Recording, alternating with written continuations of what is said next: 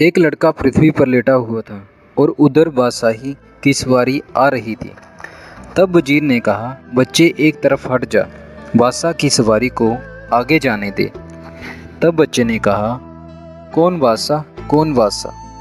अरे उस बादशाही में भय का डेरा लगा हुआ है, जो बचपन कुमार है, जवानी अशांत रहने वाला कैसे बादशाह हो सकता है?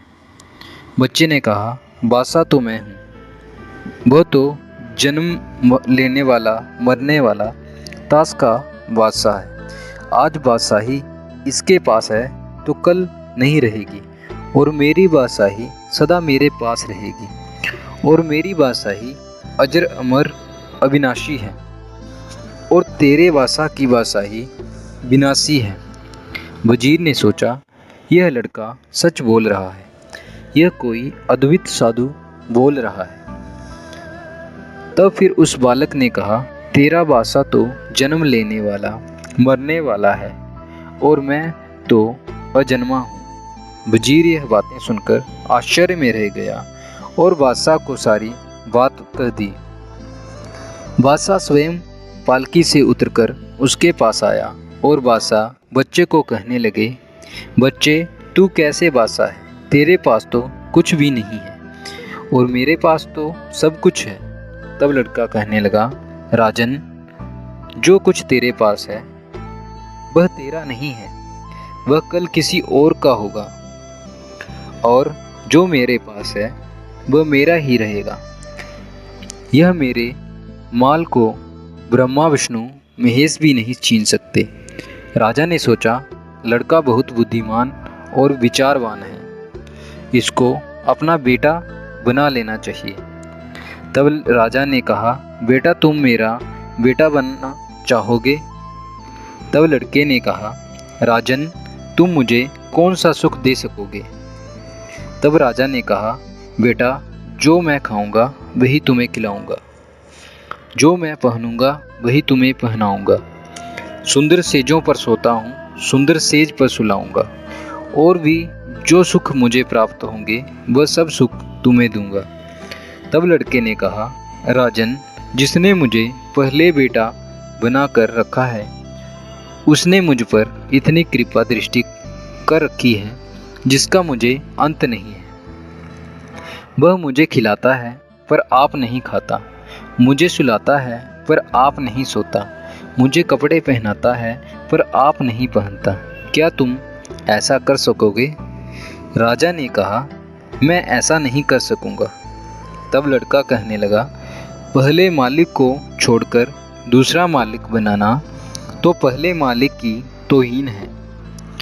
तब राजा ने कहा, हाँ बच्चे, मैं भी खाऊंगा तुम्हें भी खिलाऊंगा, मैं भी पहनूंगा तुम्हें भी पहनाऊंगा।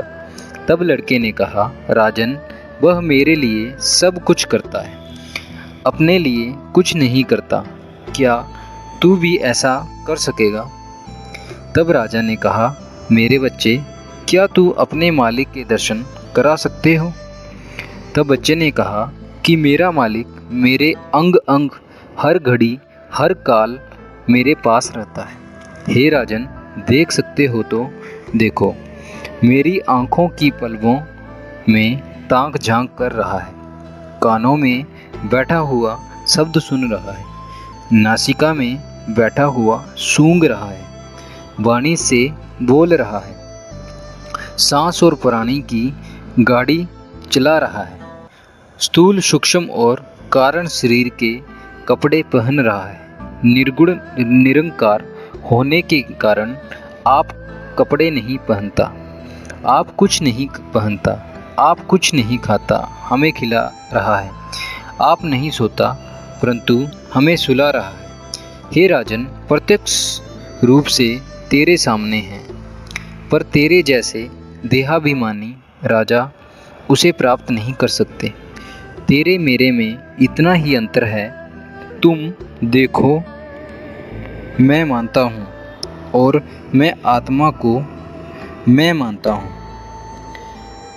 शरीर को मैं मानने वाला जन्म मरण की ठोकरें खाता रहता है, और मैं आत्मा का निश्चय करने वाला सदा के लिए अजर अमर अविनाशी पल में निवास करता है।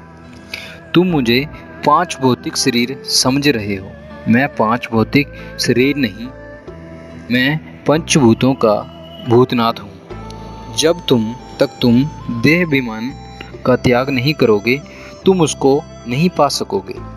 जिस पर उसकी कृपा दृष्टि हो जाती है, वह अमंगल से मंगल रूप हो जाता है। जैसे सागर नदियों को अपने में मिलाकर एक रूप हो जाता है,